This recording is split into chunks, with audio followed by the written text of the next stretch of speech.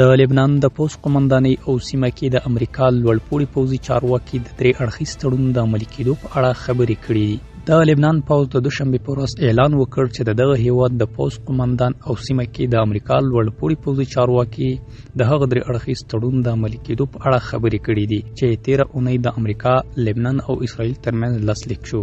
د لبنان د پوځ اعلامیه وایي د پوځ قومندان رودولف هیکل د امریکا د مرکزی قومندانۍ سنټکام د قومندان امیر البحر براد کوپر سره د لبنان او سیمې د وروستي حالت په اړه خبرې کړي. دا په داسې حال کې ده چې د لبنان دولتي رسنیو د یکشنبې په ورځ راپور ورکړی چې اسرائیل د تړون د لاسلیک 2 ورځې وروسته پر لبنان خپل بریدونه بیا پیل کړي دي. د اسرائیلو پوځ هم ویلي چې د حزب الله غړي خپل امنیتي سیمې ته نږدې په نښه کړي دي. هغه سیمه چې د لبنان خاوره یې دننه شاوخوا 10 کیلومتره غځېدلې ده.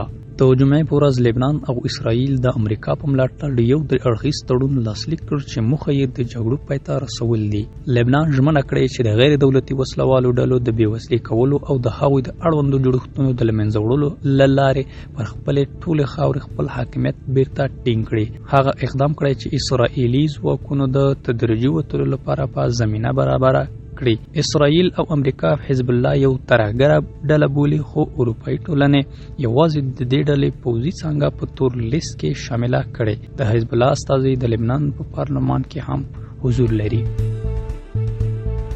د نورو تازه معلوماتو لپاره له موږ سره ملګري شئ. که زموږ چینل مو نه وي سبسکرایب کړی، مدثر بارکزی نیوز چینل در سره سبسکرایب کړئ. د توجه څخه مو یوه نړۍ مننه.